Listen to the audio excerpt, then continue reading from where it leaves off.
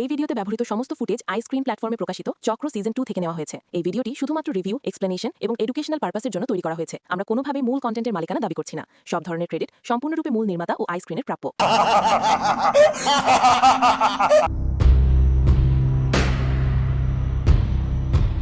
আব্দুল দরবেশ, শান্ত হন। একটা ছেলে 5 ওয়াক্ত নামাজ পড়ে, ভালো মানুষ, শান্ত জীবন, কিন্তু হঠাৎ করেই তার জীবনে ঢুকে পড়ে কিছু অদ্ভুত মানুষ, একটা নতুন ধর্ম যেখানে বলা হয় মৃত্যুই মুক্তি, নতুন মতবাদ, নতুন সত্য। ইবলিশ যখন কেউকে গ্রাস করে ফেলে তখন সে আর মানুষ থাকে না, পরিণত হয় পশুতে। আসসালামু আলাইকুম এভরিওয়ান, ওয়েলকাম টু স্টোরিলাইন সিক্রেটস। আজকে শেয়ার করব চক্র ওয়েব সিরিজের সিজন 2, যেখানে কালো জাদু, ধর্মের অন্ধভক্তি আর ইবলিশের নোংরা খেলায় ধ্বংস হতে যাচ্ছে নতুন একটা পরিবার। কিন্তু সবচেয়ে বড় প্রশ্ন হলো, এই চক্রে আসলে শিকারকে আর শিকারীকে? আর আপনি যদি আমাদের সিজন 1 দেখে না থাকেন তাহলে অবশ্যই দেখে নেবেন, ডিসক্রিপশন বক্সে লিংক দেওয়া আছে। চলুন শুরু করি।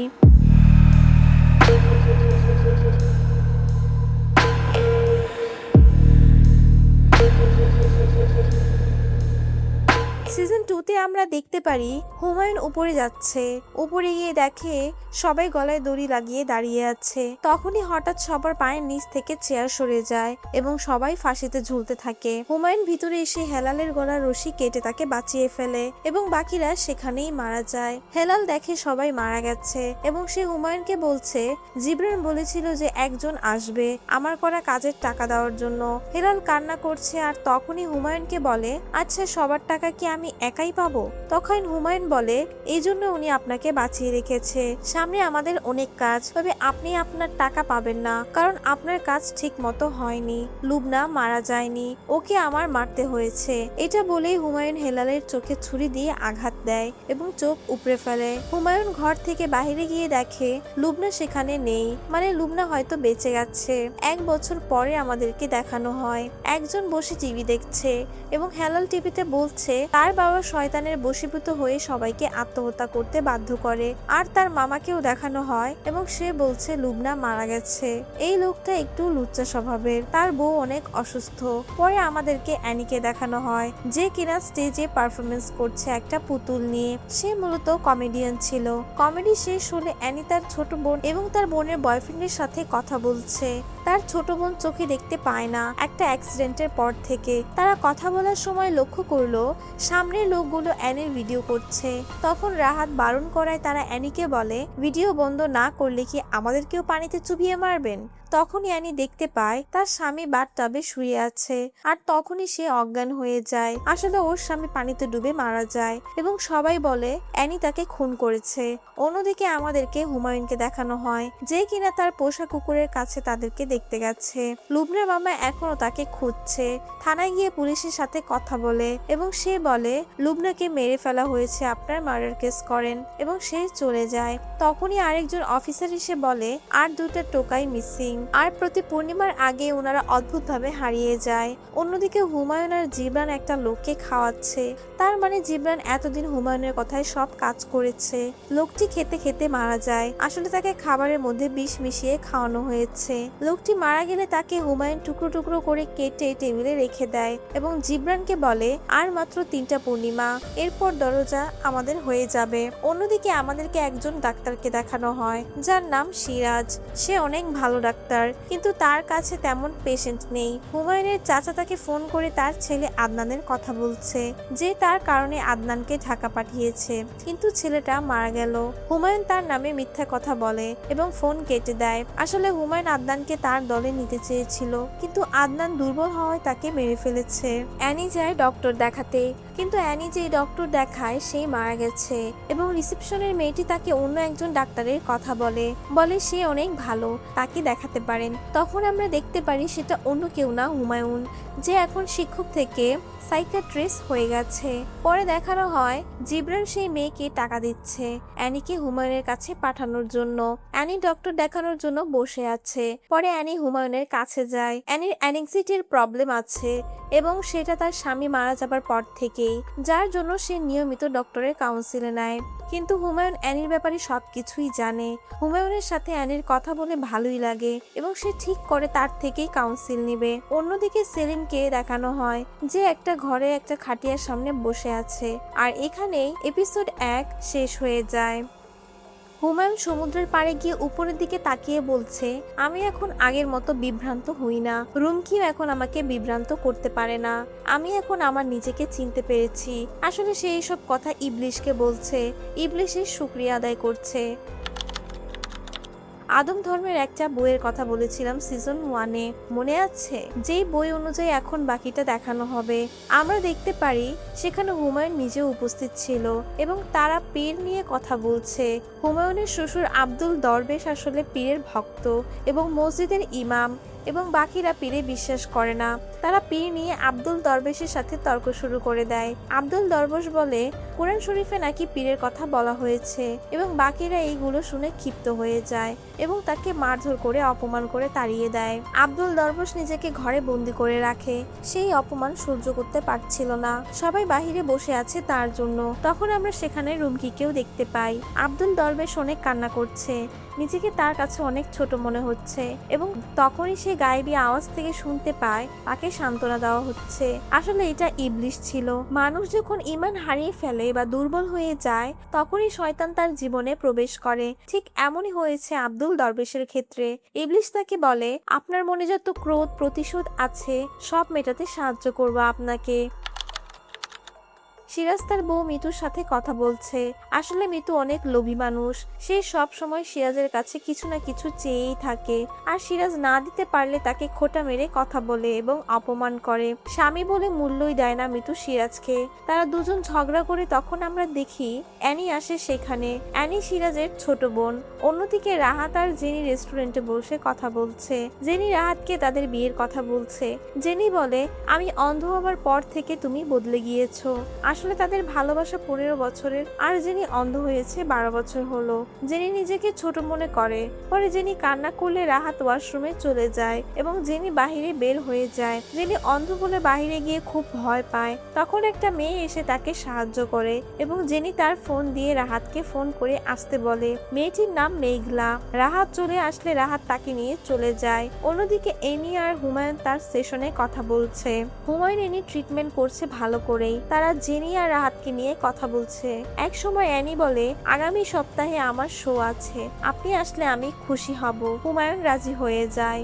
অন্যদিকে সিরাজ তার চেম্বারে বসেছিল আর ঝগড়ার কথা মনে করছিল।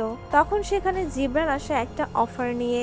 একজনের কিডনি প্রতিস্থাপন করতে হবে এবং এটা করে দিতে পারলে 5 লাখ টাকা দিবে এবং তাকে অ্যাডভান্স দেয় কিছু টাকা। কিন্তু সিরাজ বুঝতে পারে এটা বেআইনি কাজ, আর সিরাজ অনেক ভালো মানুষ হওয়ায় রাজি হয় না। পরে জিবরান তার বইয়ের কথা বলে এবং বলে, ডোনার অনেক গরিব, আপনি না করলে অন্য কেউ করবে। তখন সে তার একটা কার্ড দিয়ে চলে যায়। রাহাত একটা মেয়েকে নিয়ে থানায় গেছে।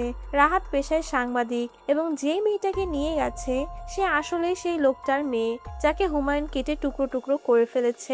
পুলিশ প্রমাণ ছাড়া কিছুই করতে রাজি হয় না। তখন রাহাত তাকে পত্রিকার ভয় দেখায় এবং অফিসার বলে, আচ্ছা আমি ব্যাপারটা দেখছি। রাতে হুমায়ুন ছুরি নিয়ে একটি রুমে যায় আর সেখানে থাকা একটা কুকুরকে মেরে ফেলে। তারপর তার পেট কেটে ফেলে। পেট কাটার পর কুকুরের নাড়ি ভুঁড়ি বের করে সেখানে সেই মানুষটির টুকরো করা ছোট ছোট অংশগুলো ভরে দেয় এবং পেট সেলাই করে দেয়। সেলাই করার পর সেগুলোকে নিয়ে যায় পশুর কবরস্থানে এবং সেখানে দাফন করে দেয় যাতে কেউ খুঁজে না পায়। অ্যানি রাতে আয়নায় চুল ঠিক করছিল। তখন আয়নায় দেখে তার পুতুল হিচকক তার দিকে তাকিয়ে আছে। সে পিছনে তাকাতেই আবার অন্যমুখী হয়ে যায়। তখন সে তাকে কোলে নিয়ে কথা বলে, কিন্তু পরেই বুঝতে পারে হিচকক আসলে একাই কথা বলছে। আর এখানেই এপিসোড 2 শেষ হয়ে যায়। আব্দুল দরবেশ একটি নতুন ধর্মের ঘোষণা দিচ্ছেন যার নাম হচ্ছে আদম ধর্ম। সে সবাইকে সেই ধর্মের নিয়ম কানুন বলে দিচ্ছে। সেখানে রুমকি এবং হুমায়ুনও উপস্থিত ছিলেন। দরবেশ বলছেন, আদম ধর্মের সকল প্রকার প্রাণী হত্যা হারাম, শূকর এবং কাক বাদে। এই ধর্মের মানুষ এই ধর্ম ছাড়া অন্য কারোর সাথে বিয়ে বসতে পারবে না। তাদের প্রধান শত্রু হচ্ছে ইসলাম ধর্মের মানুষ। তাদের হত্যা করা হালাল। এই ধর্মে মৃতদের কোনো জানাজা নেই এবং কেউ জন্মগ্রহণ করলে তার মুখে কাকের রক্ত দিতে দিতে হবে। পরে সে সবাইকে শপথ করাচ্ছে আদম ধর্মে আনার জন্য। সবাই শপথ করে এবং রক্ত দিয়ে সেই কাগজে আঙ্গুলের ছাপ দেয় এবং সবাই আদম ধর্মে প্রবেশ করে ফেলে। এটা আসলে স্বয়ং ইবলিশের একটা ধর্ম। আর দরবেশ বলে কেউ যদি তার ধর্ম ত্যাগ করতে চায় তাহলে তার জন্য কঠোর শাস্তি অপেক্ষা করবে। রুমকি এবং হুমায়ুনও সেখানে ছাপ দিয়ে সেই ধর্ম গ্রহণ করে।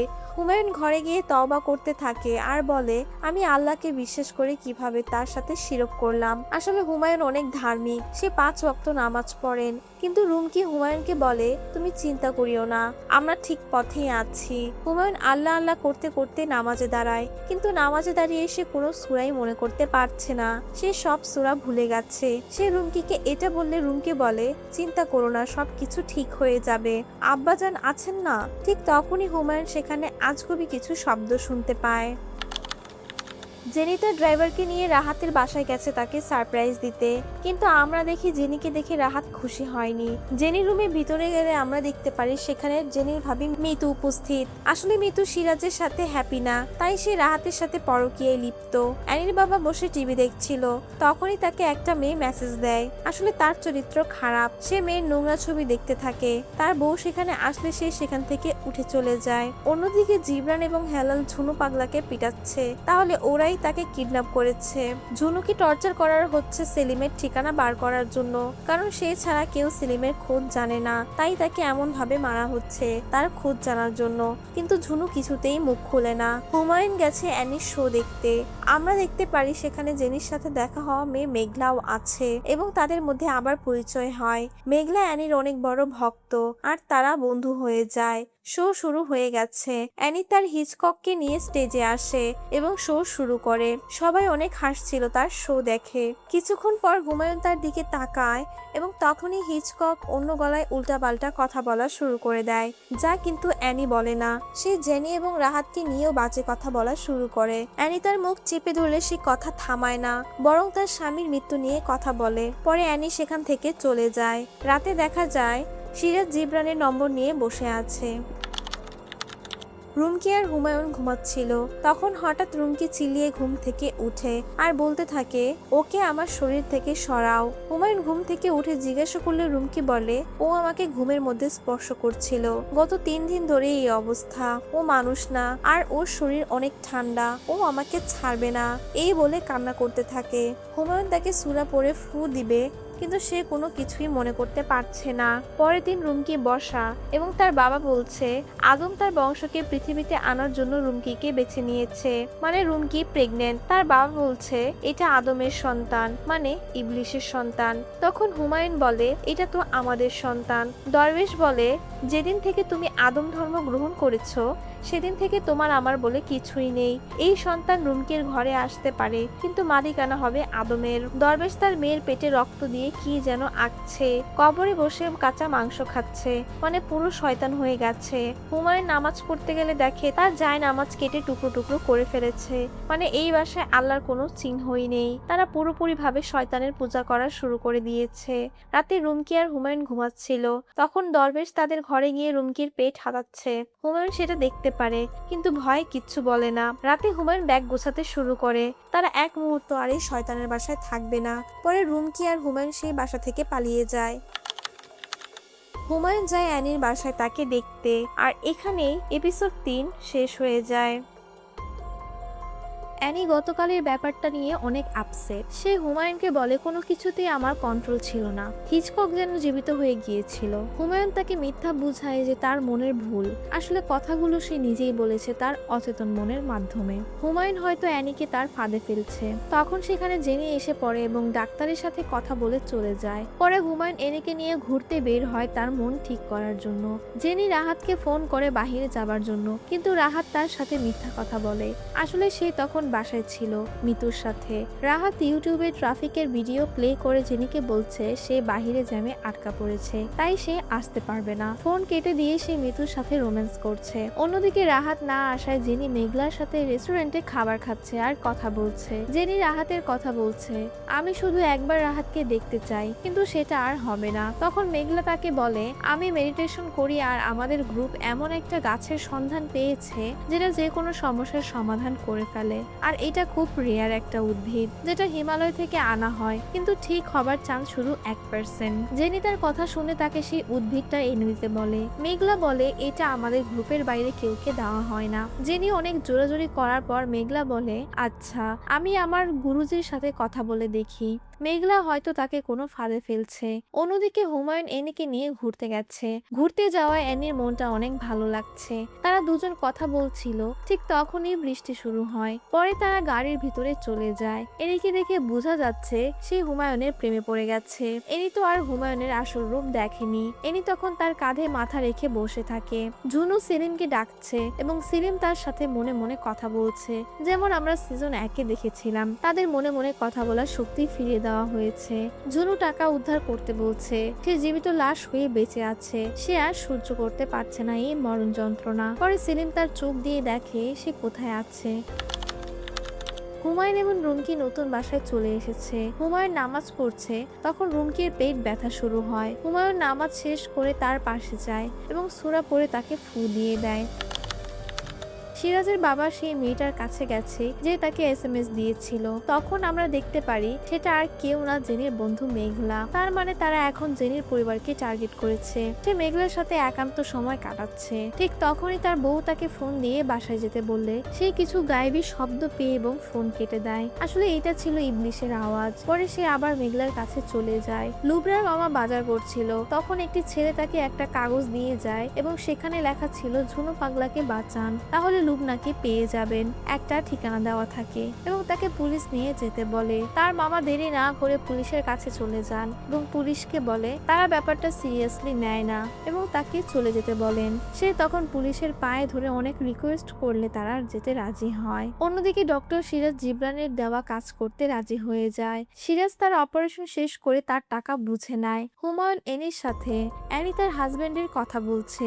তাদের বিয়েটা পারিবারিক ভাবেই হয়েছে। অ্যানিকে তার হাজবেন্ড অনেক ভালোবাসতো ঠিকই, কিন্তু কখনো তারা একে অপরকে কাছে আসেনি। অ্যানির কথায় বোঝা যায় তার স্বামীর মেয়েদের প্রতি কোনো আকর্ষণই ছিল না, আর এটা শুধু অ্যানি ছাড়া আর কেউ জানতো না। অ্যানি কান্না করছে আর কথাগুলো বলছে, আর এই জন্যই নাকি সে আত্মহত্যা করেছে, কিন্তু সবাই বলে অ্যানি তাকে হত্যা করেছে। অ্যানি বলে আমি ওর ওই কথাটা সবার কাছে লুকাচ্ছি। যখন আমাকে কেউ ওর খুনি বলে তখন আমার খারাপ লাগে না। তখন হুমায়ুন তাকে জড়িয়ে ধরে আর বলে আপনি হলেন শুদ্ধ একজন মানুষ, আর এরকম মানুষ আমার অনেক পছন্দ। হুমায়ুন রুমকিকে হাসপাতালে নিয়ে যাচ্ছে, তখন তারা ইবলিশের আওয়াজ শুনতে পায়। ইবলিশ তাদের সাথেই আছে। তারা হাসপাতালে গিয়ে ডাক্তারের জন্য বসে থাকে। তখনই ইবলিশ তাদের সাথে কথা বলতে থাকে। পরে ডাক্তারের কাছে গেলে ডাক্তার দ্রুত রুমকিকে আল্ট্রাসাউন্ড করতে পাঠায় এবং হুমায়ুন বাহিরে গিয়ে অপেক্ষা করে। ঠিক তখনই হাসপাতালে ধোঁয়া দিয়ে ভরে যায় এবং বাহিরে প্রচন্ড বাতাস শুরু হয়ে যায়। হুমায়ুন বাহিরে তাকালে সেখানে সেলিমকে দেখতে পায়। সে তার দিকে তাকিয়ে আছে। পরে হুমায়ুন ডাক্তারের কাছে চলে যায়। ডাক্তার রিপোর্ট দেখে বলে ওনার সব রিপোর্ট নরমাল, তাহলে প্রেগনেন্ট মহিলাদের মতো ওনার পেট ফুলে আছে কেন? তখনই ইবলিশ তাদের বলতে থাকে। তারপর তারা সেখান থেকে চলে যায়, আর এখানেই এপিসোড 4 শেষ হয়ে যায়। মেঘলা জেনির জন্য সেই উদ্ভিদটা নিয়ে আসে এবং তাকে দেয়। জেনি খাবার নিয়ম জিজ্ঞাসা করলে মেঘলা বলে প্রতিদিন ভোর 5টার সময় 1 গ্লাস পানির সাথে মিশিয়ে খেতে হবে এবং 5টার আগে বা পরে না, ঠিক 5টায়। জেনি ওকে বলে। তারপর আবার মেঘলা তাকে সাবধান করে যে এটার কথা কেউ যাতে জানতে না পারে। কেউ যদি সন্দেহ করে তাহলে এটার কার্যকারিতা নষ্ট হয়ে যাবে। পরে জেনি রাজি হয়ে যায় এবং সেটা ঘরে রেখে মেঘলাকে নিয়ে অ্যানির কাছে তার সাথে দেখা করানোর জন্য। জেনি মেঘলার সাথে অ্যানিকে পরিচয় করিয়ে দেয় এবং তারা কথা বলতে থাকে। কথা বলার সময় সেখানে জেনির বাবা চলে আসে এবং মেঘলাকে দেখে ঘাবড়ে যায়, কিন্তু মেঘলা তাকে না চেনার ভান করে। অন্যদিকে লুবনার মামা পুলিশ নিয়ে যায় সেই ঠিকানায়। গিয়ে দেখে সেই ছেলেটা বসে আছে, কিন্তু সেখানে ঝুনু নেই, তাকে সরিয়ে ফেলা হয়েছে। তখন তারা ছেলেটাকে জিজ্ঞাসা করলে সে কিছু না বলে মুচকি হাসে। রাতে সিরাজ তার বইয়ের জন্য স্বর্ণের গহনা নিয়ে যায় এবং সেটা দেখে সে অনেক খুশি হয়ে যায়। সিরাজ মোবাইলে খবর দেখছিল, আর তখন দেখে সে যে মানুষটার অপারেশন করে এসেছে সে গত 2 দিন ধরে নিখোঁজ। সে সাথে সাথে জিবরানের নাম্বারে কল দিলে সেটা বন্ধ বলে। রুমকি খুব অসুস্থ। হুমায়ুন তার সেবা করছে। হঠাৎ সে দরজায় শব্দ পেয়ে সেটা খুলে দেখে বাহিরে কেউই নেই। সে ভিতরে ঢুকতে গেলে দেখে তিনটা অদ্ভুত মহিলা তার ঘরে দাঁড়িয়ে আছে এবং তাকে বাহিরে রেখে দরজা ভিতর থেকে লাগিয়ে দেয়। হুমায়ুন অনেক চেষ্টা করেও দরজা খুলতে পারেনি। ভিতরে তারা রুমকির সাথে কি যেন করছিল এবং আমরা দেখতে পারি তার পেটের ভিতরে কি যেন নড়ছে। আমরা দেখি সেই তিনটা মহিলা হুমায়ুনের বাসায় বসে কাঁচা মাংস খাচ্ছে এবং তারা আনন্দের সাথে সেটা দেখছে। হুমায়ুন মেঘলাকে নিজের কাছে ডেকে বলে উনি আপনার কাজে অনেক খুশি, মানে ইবলিশের কথা বলছে। তখন মেঘলা এই কথা শুনে হুমায়ুনের পায়ে চুমু খাচ্ছে এবং হুমায়ুন জিবরানকে বলছে সে আপনার কাজে বিরক্ত, মানে জিবরান এখনো সেলিমের খোঁজ পায়নি। হুমায়ুন তখন জিবরানকে হুমকি দেয়। অন্যদিকে অ্যানি রাস্তা দিয়ে যাবার সময় একটা ভিক্ষুক তার কাছে টাকা চাইলে সে টাকা দেয় এবং সে দেখতে পায় ভিক্ষুকটা তাকে থুতু মেরেছে এবং তখন সে শুনতে পায় ওকে শাস্তি দে। মানে ইবলিশ তাকে এই কথা বলছে। তখন সে সাথে সাথে তাকে লাথি মেরে ফেলে দিলে আশেপাশের লোক আসে এবং তাকে জিজ্ঞাসা করায় বলে সে তার গায়ে হাত দিয়েছে। তারপর সেখানে থাকা মানুষ তাকে মারতে থাকে এবং এনি চলে যায়। বিকালে জেনি এবং মেঘলা কথা বলছে। তখন জেনির হঠাৎ করে চোখে ব্যথা শুরু হয়ে যায় এবং কিছুক্ষণ পর আমরা দেখতে পারি জেনির চোখে দৃষ্টি ফিরে আসে। জেনি অনেক খুশি হয়ে যায় এবং সে প্ল্যান করে রাহাতকে সারপ্রাইজ দিবে। জেনি আর মেঘলা যায় রাহাতের বাসায়। মেঘলা জেনিকে রেখে চলে যায়। রাহাত দরজা খুলে জেনি অন্ধের অভিনয় করতে থাকে এবং দেখে রাহাত অনেক বিরক্ত তার উপর। জেনি ভিতরে গেলে দেখে সেখানে তারা ভাবি মিতু শুয়ে আছে। সে কিছু বলে না। তখন রাহাত তাকে কাজের কথা বলে মিতুর রুমে গিয়ে দরজা আটকিয়ে দেয় এবং সে একা বসে থাকে। তখন শয়তান তাকে বলতে থাকে শাস্তি দে, শাস্তি দে। জেনি তখন একটা ছুরি নিয়ে যায়। রাহাত দরজা খুলে তাকে ছুরি দিয়ে আঘাত করতে থাকে। মিতু এটা দেখে ভয় পেয়ে সেখান থেকে পালাতে গেলে মেঘলা চলে আসে এবং তাকেও আটকায়। এই সব কিছুই আসলে মেঘলার প্ল্যান ছিল। মেঘলা মিতুকে যেতে দেয় না। জেনে মিতুকেও মারতে গেলে মেঘলা তাকে আটকায় এবং বলে মৃত্যু ওর জন্য অনেক সহজ শাস্তি হয়ে যাবে। তখন মেঘলা জেনির কাছ থেকে ছুরি নিয়ে সেটাকে মুছে মিতুর হাতের ছাপ নিয়ে সেটাকে রেখে দেয় এবং বলে বাহিরে কিছু বললে সে পুলিশকে সব বলে দিবে। আর যেহেতু তার কাছে এখন মিতুর হাতের ছাপ আছে সেই ছুরিতে, তাই মিতু কিছু বলে না। রাতে হুমায়ুন ফুল এবং খাবার নিয়ে জেনির বাসায় যায়। জেনি যে তার চোখের দৃষ্টি ফিরে পেয়েছে সেটার জন্য তাকে উইশ করতে এবং এই কথা অ্যানি তাকে জানিয়েছে। হুমায়ুন তাকে খাবারটা দিয়ে বললে এটা আমি নিজে রান্না করে এনেছি আপনাদের জন্য। অ্যানি সেটা নিয়ে যায় এবং আমরা দেখতে পারি মেঘলা জেনির সাথেই ছিল এবং মেঘলা জেনিকে পুরোপুরি ভাবে নিজের বশে এনে ফেলেছে।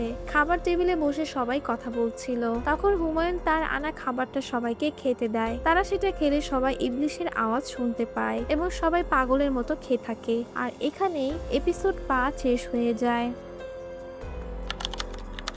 হুমায়ুন এবং রুমকিকে দরবেশ তাদের বাসায় নিয়ে এসেছে এবং তাদের বেঁধে রাখা হয়েছে। তখন আমরা একটা বাচ্চাকে দেখতে পাই এবং দরবেশ বলতে থাকে এইটা রুমকির পেট থেকে জন্ম নেওয়া শিশু, যেটা ইবলিশের বন্ধু এবং 5 দিনে ওর বয়স হয়েছে 5 বছর। তার মানে ওরা 5 দিন ধরে অজ্ঞান ছিল।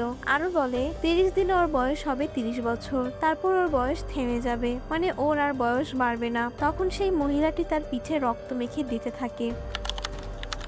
সিরাজের বাবা আর মেঘলা একসাথে সময় কাটাচ্ছে। তখন মেঘলাকে কাছে পেতে চাইলে মেঘলা বলে এখন না, আগে আমার একটা কাজ করে দিতে হবে। সে বলে তোমার জন্য আমি সবকিছু করতে পারবো। তখন মেঘলা একটা ছোট কৌটো দেয় এবং তার কানে কানে কি যেন বলতে থাকে। অন্যদিকে হেলাল থানার সামনে গিয়ে একটা পুলিশের সাথে কথা বলছে। সে বাসা থেকে খাবার নিয়ে এসেছে এবং সেটা সে আটক হয় লোকটাকে খাওয়াতে বলছে। পুলিশটা রাজি হচ্ছিল না। হেলাল তাকে টাকা দেয় এবং সেই রাজি হয়ে যায়। অফিসারটা তাকে খাবার দিয়ে আসলে সে খাবার খায় এবং খাবার খেয়ে মারা যায়। এই কাজটা আসলে হুমায়ুন তাকে দিয়ে করিয়েছে যাতে সেই ছেলে মুখ না খুলতে পারে। হুমায়ুন অনেক খুশি হেলালের কাজে। তারা কথা বলছিল। তখন হুমায়ুন বলেন এই বছর আমাদের 17,13,537 জনের আত্মহত্যা বা তার সমপরিমাণ ডিভোর্স করাতে হবে, তাহলেই দরজা আমাদের হয়ে যাবে। তার জন্যই তারা বিভিন্ন মানুষকে কালো জাদুর মাধ্যমে আত্মহত্যা ও ডিভোর্স করাচ্ছে, কারণ এইগুলো শয়তানের খুব খুবই প্রিয় কাজ।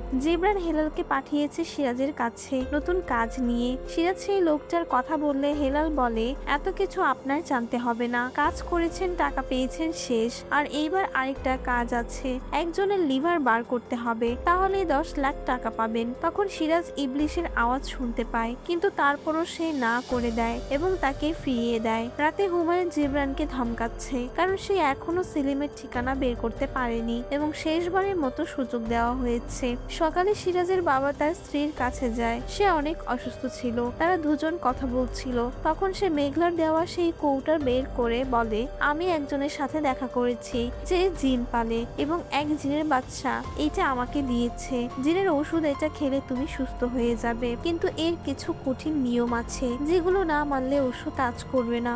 তখন তার স্ত্রী বলে, আমি সুস্থ হতে চাই, তার জন্য যে কোনো নিয়ম আমি মানতে রাজি আছি। তখন সে বলে, প্রতিদিন এটা খেতে হবে এবং 9 দিন পর পর একটা জান কুরবানি দিতে হবে পশুর বলি, কারণ রক্ত না দেখলে এটার কার্যকারিতা কমে যায়। তখন সে ইবলিশের আওয়াজ শুনতে পায় এবং রাজি হয়ে যায়। ইতিমধ্যে ইবলিশ তাদের ঘরে প্রবেশ করে ফেলেছে, তাই রাজি না হয়ে কি কোনো উপায় আছে? তখনই সেখানে তাদের বিড়াল আসে এবং তারা ঠিক করে এটা দিয়েই শুরু করবে। রাতে সিরাজ আর মিতু ঝগড়া করছে, কারণ মিতুর নতুন আইফোন লাগবে। মিতু সিরাজকে অনেক কথা শোনাতে থাকে। এক পর্যায়ে সিরাজ সেখান থেকে তার মেয়েকে নিয়ে চলে যায়। তখন আমরা দেখতে পারি সে একজনকে ফোন করে বলছে, আপনার কথার মতোই আমি কাজ করছি। হুমায়ুন অ্যানিকে নিয়ে তার বাসায় যায়। অ্যানি তার বাসা দেখছিল ঘুরে ঘুরে, আর হুমায়ুন যায় অ্যানির জন্য ড্রিঙ্কস আনতে। অ্যানি ঘর দেখতে দেখতে উপরে চলে যাচ্ছিল, তখনই হুমায়ুন চলে আসে এবং তাকে উপরে যেতে বারণ করে। তখন আমরা দেখতে পাই উপরে জিবরান লুকিয়েছিল।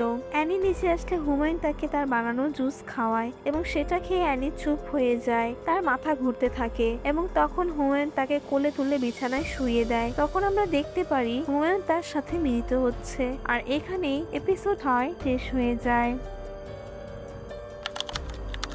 যতই দিন যাচ্ছে ছেলেটার বয়স ততই বাড়ছে। অবশেষে 30 দিন পার হয়ে গেল এবং ছেলেটা আজ 30 বছরে পা দিল। ছেলেটা উঠে হুমায়ুনের কাছে গেলে এবং তখনই আমরা দেখতে পারি সে দেখতে একদম হুমায়ুনের মতোই। হুমায়ুন তার দিকে চেয়ে থাকে এবং সে তার গলায় ছুরি দিয়ে আঘাত করে এবং হুমায়ুন মারা যায়। তার মানে আমরা যাকে বর্তমান সময়ে দেখতে পাচ্ছি সে আসলে হুমায়ুন না, সে নিজেও শয়তান, যে কিনা ইবলিশের দায়িত্ব পালন করছে এবং তার পথে হাঁটছে। সে দরবেশকে গিয়ে বলে, ইবলিশ আপনার কাছে অনেক খুশি, এখন শেষ কাজটা করতে পারলেই আপনার পরিবার সহ আপনি দরজা দিয়ে প্রবেশ করতে পারবেন। এরপরেই তারা পুরো পরিবার একসাথে ট্রেনের নিচে আত্মহত্যা করে। অ্যানি ঘুমিয়েছিল, তখন হুমায়ুন একা একাই বিড়বিড় করছিল। তখন অ্যানি ঘুম থেকে উঠে আর তার সাথে কথা বলে। ঠিক তখনই তার বাসা থেকে ফোন আসে আর সে হুমায়ুনকে সাথে নিয়ে বাসায় চলে যায়। বাসায় গিয়ে দেখে পুলিশ এসেছে এবং রাহাতকে খুঁজে পাওয়া যাচ্ছে না, তাই তারা জেনিকে জিজ্ঞাসা করতে এসেছে। পুলিশ বলে, রাহাত যেদিন নিখোঁজ হয় সেদিন তার বাসার আশেপাশে সবগুলো সিসিটিভি ক্যামেরা নষ্ট হয়ে যায় এবং আগের ফুটেজ থেকে জানতে পারি জেনি ছাড়া মিতু রাহাতের সঙ্গে দেখা করতে যেত নিয়মিত যখন সিরাজ চেম্বারে থাকতো। এটা শুনে সবাই অবাক হয়ে যায় এবং মিতুকে প্রশ্ন করতে থাকে। এমন সময় যিনি হাসি দিতে থাকে, তখন হুমায়ুন পুলিশকে যেতে বলে তারা চলে যায়। অ্যানি আর সিরাজ মিতুকে প্রশ্ন করছে ঘরে গিয়ে। তখন মিতু অ্যানিকে বলে, তোমার ভাইয়া তো পুরুষ না, আর তুমি কোন সাহসে কথা বলো, নিজের স্বামীকে খুন করে আসছো সাধু হতে। এটা শোনার পর সিরাজ মিতুকে মারতে গেলে অ্যানি তাকে আগায় এবং মিতু বলে, আমি তোকে ডিভোর্স দিয়ে দিব, আমার কাবিনের টাকা দিয়ে দে, আমি চলে যাব। অন্যদিকে জিবরান জুনুর সাথে উপরে বসেছিল। ঠিক তখনই সে গায়েবী আওয়াজ শুনতে পায়। আসলে সেটা সেলিম ছিল, কিন্তু সে ইবলিশ হয়ে জিবরানকে উস্কানি মূলক কথা বলছে যাতে সে হুমায়ুনের কথা না শুনে তার মন মতো কাজ করে। সেলিম তার কাজে সফল হয় এবং জিবরান ঝুনুকে ছেড়ে দেয় এবং নিচে গিয়ে হুমায়ুনের চেম্বারে বসে থাকে। হুমায়ুন এসে দেখে এবং জিবরান তাকে বলে, আমি প্রভুর সাথে কথা বলছি, আমি আর আপনার কোনো কথা শুনবো না, আমার যা ইচ্ছে তাই করব। তখন হুমায়ুন তার মুখ জোরে চেপে ধরে এবং এক পর্যায়ে তার মাথা ব্লাস্ট হয়ে যায়। কিছুক্ষণ পর সেখানে হেলাল আসে এবং হুমায়ুন তাকে জিবরানের দায়িত্ব দেয়। অ্যানি প্রচন্ড বমি করছিল এবং সে প্রেগন্যান্সি টেস্ট করে দেখে সে প্রেগনেন্ট। সে খুবই অবাক হয়ে যায়, আসলে সে জানেও না সেদিন তার সাথে হুমায়ুন কি করেছিল। অন্যদিকে মেঘলা জেনিকে মৃত্যুর ব্যাপারে উস্কানি দিচ্ছে। তখন জেনি বলে, আমি ওকে মেরে ফেলবো যেভাবে রাহাতকে মেরেছি। মেঘলা তখন বলে, ওকে মারলে হবে না, ওকে বাঁচিয়ে রেখে কষ্ট কষ্ট দিতে হবে, আর সব থেকে কাছের জিনিস ওর কাছ থেকে ছিনিয়ে নিতে হবে, যেমনটা ও তোমার কাছ থেকে নিয়েছে। তখন মেঘলা বলে ওর মেয়ের যদি সুন্দর চেহারাটা নষ্ট হয়ে যায় তাহলে এটার জন্য সারা জীবন আফসোস করবে আর বলবে আমার পাপের ফল এটা। তখন জেনি ইবলিশের আওয়াজ শুনতে পায় এবং রাজি হয়ে যায়, আর এখানে এপিসোড 7 শেষ হয়ে যায়। হুমায়ুন, হেলাল আর মেঘলা একসাথে ছিল। তখন হেলাল তাকে প্রশ্ন করে এই দরজাটা আসলে কি। তখন আমরা দরজার আসল রহস্য জানতে পারি। হুমায়ুন বলে দরজা হচ্ছে সময়, আর যার হাতে সময় নিয়ন্ত্রণ থাকে সেই ঈশ্বর হয়ে যায়। তখন হেলাল বলে সময়কে কি নিয়ন্ত্রণ করা সম্ভব? হুমায়ুন বলে হ্যাঁ সম্ভব, শুধু সময়ের ভারসাম্য নষ্ট করে দিলেই হবে। একটা নির্দিষ্ট সময়ে যে পরিমাণ মানুষ আত্মহত্যা করে তার থেকে বেশি আত্মহত্যা বা ডিভোর্স করাতে পারলেই সময় নিয়ন্ত্রণ ঈশ্বরের হাত থেকে ইবলিশের হাতে চলে যাবে। আর ইবলিশ বলেছে এবছর 17,13,537 জনকে আত্মহত্যা বা ডিভোর্স করাতে হবে, আর এর জন্য পৃথিবীর অনেক জায়গায় ইবলিশের অনুসারীরা কাজ করে যাচ্ছে। আর ইবলিশ সব থেকে বেশি খুশি হয় পারিবারিক আত্মহত্যায়, আর এই জন্য আব্দুল দরবেশ তার পরিবার নিয়ে আত্মহত্যা করেছিল। আর এখন আমাদের টার্গেট হচ্ছে অ্যানির পরিবার। ইবলিশ ইতিমধ্যে তাদের ঘরে প্রবেশ করে ফেলেছে। তখন মেঘলা তাকে জিজ্ঞাসা করে অ্যানি তো শুদ্ধ মানুষ, তাকে নিয়ন্ত্রণে কিভাবে আনা যায়? তখন হুমায়ুন বলে ওকে আমি প্রেমের জালে ফাঁসিয়েছি যাতে করে আমার উত্তরাধিকার আনতে পারি, এবং একজন শুদ্ধ মানুষের পেট থেকে সব থেকে শক্তিশালী শয়তান জন্ম নেয়, যেমনটা আমি রুমকির পেট থেকে নিয়েছি, এবং আমার উত্তরসূরি আমার থেকেও শক্তিশালী হবে। 1 মাসের মধ্যে পৃথিবীতে আসবে এবং 3 দিনে 30 বছরের যৌবন পাবে। জেনি এখন পুরোপুরি ভাবে আমাদের দাসে পরিণত হয়েছে এবং সে নিজেই তার পুরো পরিবারকে আত্মহত্যার পথে নিয়ে আসবে। মিতুর এবং হুমায়ুনের উপর পুলিশের সন্দেহ হয়, কারণ হুমায়ুন যেই লোকটাকে খাবার খাইয়ে মেরে ফেলেছে তাকে শেষবার হুমায়ুনের বাসায় যেতে দেখেছে এবং হুমায়ুনের সাথে অ্যানির পরিবারের মেলামেশা আছে। মিতু মেঘলার সাথে কান্নাকাটি করছে এবং এইসব থেকে মুক্তি চাচ্ছে। তখন মেঘলা তাকে মুক্তি দিতে রাজি, কিন্তু সে যদি তার মেয়েকে তাদের হাতে তুলে দেয় তখন ইবলিশ মিতুকে বলে তার মেয়েকে তাদের হাতে তুলে দিতে, এবং মিতু এই কথায় রাজি হয়ে যায়। অ্যানি গেছে হুমায়ুনের কাছে এবং তাকে গিয়ে প্রেগনেন্সির কথা বলে। হুমায়ুন তাকে সান্ত্বনা দেয় এবং বাচ্চার সব দায়িত্ব নিজে নিবে বলে। হুমায়ুনের পরিচয় তাকে বড় করবে। পরে হুমায়ুন অ্যানির কাছ থেকে হিচকককে আজকের জন্য রেখে দেয়। হুমায়ুন তাকে কোলে নিলে সে কি যেন তাকে বলতে থাকে, কিন্তু হুমায়ুন বুঝতে পারে না। সিরাজের মা সেই বিড়ালকে নিয়ে ছাদে যায় এবং সেখানে তার ঘাড় মোটকে তাকে মেরে ফেলে এবং পরে আগুনে ফেলে দেয়। অন্যদিকে মেঘলা মিতুর মেয়েকে নিয়ে একটা পুরনো বাড়িতে যায় এবং সেখানে জেনিও আসে। তারপর তারা মেয়েটাকে অজ্ঞান করে ফেলে। অজ্ঞান করার পর জেনি একটা গ্যাসের বোতল দিয়ে তার ভাতিজির চেহারা পুড়ে ফেলে। সিরাজ গেছে হেলালের কাছে সেই অপারেশন করতে, একজনের কলিজা বের করতে হবে। সে রুমে গিয়ে দেখে একটা বাচ্চা সেখানে, আর তার মুখ কাপড় দিয়ে পেঁচানো। আসলে এটা তারই মেয়ে এবং সে নিজের অজান্তেই তার কলিজা বের করে নিচ্ছে। অপারেশন শেষ করে সিরাজ হাসতে থাকে এবং সেখানে ইবলিশের কথা শুনতে পায়। মেঘলা হুমায়ুনের কাছে সেই কলিজা নিয়ে যায় এবং সেটাকে তারা কুফরি করে। তখন হুমায়ুন মেঘলাকে কলিজাটা রান্না করতে বলে এবং সেটাকে অ্যানির পরিবারকে খাওয়াবে, এবং হুমায়ুন বলে এটা খেলে আল্লাহর প্রতি তাদের শেষ অধিকারটুকু শেষ হয়ে যাবে এবং তারা পুরোপুরি ভাবে ইবলিশের আয়ত্তে চলে আসবে। তখন হিচকক কি যেন বলছে, আর হুমায়ুন মেঘলাকে বলে ও যেন আমাকে কি বলতে চাইছে কিন্তু আমি বুঝতে পারছি না। তখন সে তার দিকে কান পেতে শোনার চেষ্টা করে। হুমায়ুন অ্যানির পরিবারের সবাইকে দাওয়াত দিয়ে নিজের বাসায় নিয়ে এসেছে সে কলিজা খাওয়ানোর জন্য। হুমায়ুন কেটে দিচ্ছে এবং হেলাল সবাইকে দিচ্ছে। তখন সিরাজ তাকে চিনে ফেলে আর জিজ্ঞাসা করে আপনি এখানে কি করেন? তখন সে বলে পার্ট টাইম ডিউটি। সবাইকে দেওয়া হয়ে গেলে সবাই সেটা খাওয়া শুরু করে এবং আনন্দের সাথে খাচ্ছে। তখন হুমায়ুন বলে আজকে থেকে অ্যানি এখানেই থাকবে। তখন অ্যানি বলে আপনি যা বলবেন তাই হবে। তারপর আবার খেতে থাকে এবং শেষ অংশটুকু শেষ না হওয়া পর্যন্ত খেতে থাকে। খাওয়া শেষ হলে সবাই চলে যায় এবং অ্যানি থেকে যায়। সবাই এখন ইবলিশের আয়ত্তে চলে এসেছে।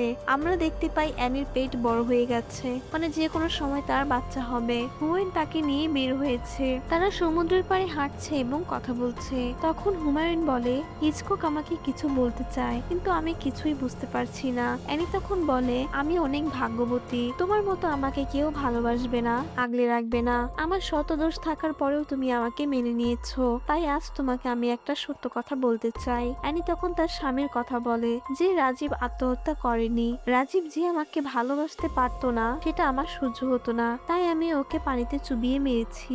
এই কথা শোনার পর হুমায়ুন অবাক হয়ে যায় এবং রাগে ফুঁসতে থাকে। তখন হিচকক কথা বলা শুরু করে। সে বলে, হুমায়ুন, তুই কি মায়ে অন্ধ হয়ে গেলি? তুই যাকে শুদ্ধ ভেবে যার পেটে ইবলিশের বীজ বপন করলি সে তো নরকের কি? তুই অনেক বড় ভুল করে ফেলেছিস। ইবলিশ তোর উপর অনেক রেগে আছে। তখন হুমায়ুন ইবলিশের কাছে ক্ষমা চাইতে থাকে এবং তার কাছে আরেকটা সুযোগ চাইতে থাকে। তখন সে অ্যানিকে বলতে থাকে, তোর ওই অপবিত্র পেটে ইবলিশের বীজ আমি হতে দিব না, তোর সাথে সাথে আমি ওকেও শেষ করে দিব। তখন হুমায়ুন অ্যানির গলা চেপে ধরে এবং সে মাটিতে শুয়ে পড়ে, তার পেট চিরে ফেলার চেষ্টা করতে থাকে। ঠিক তখনই সেলিম তাকে পিছন থেকে ডাক দেয় এবং বলে, মানুষের মনের কথা বোঝার ক্ষমতা আল্লাহ ছাড়া আর কারো নেই, আর সেজন্যই অ্যানির মনের কথা তুই এবং তোর মিথ্যে প্রভু কেউ বুঝতে পারেনি। তখনই আমরা দেখতে পারি সেখানে একটা মেয়ে আসে যার পেটে ছুরির আঘাত লেগে আছে। আর এখানেই চক্র সিজন 2 শেষ হয়ে যায়। ইবলিশ কি এখন হুমায়ুনকে আরেকটা সুযোগ দিবে নাকি তাকে মেরে ফেলবে? আর সেই মেয়েটা কে ছিল? সেটা কি লুবনা ছিল নাকি অন্য কেউ? কমেন্ট করে জানান আপনার মতামত। আর সিজন 3 দেখতে হলে অবশ্যই আমাদের চ্যানেলটিকে সাবস্ক্রাইব করে পাশে থাকুন, কারণ ডিসেম্বর মাসের 31 তারিখে মুক্তি পাচ্ছে সিজন 3। আর হ্যাঁ, মেয়ে হয়েও বলতে হচ্ছে মেয়ে মানুষ থেকে সাবধান। যেখানে একটা মেয়ের কাছে স্বয়ং ইবলিশ নিজেও ধোঁকা খেয়ে যায়, সেখানে আমি বা আপনি কে? দেখা হচ্ছে নতুন ভিডিওতে।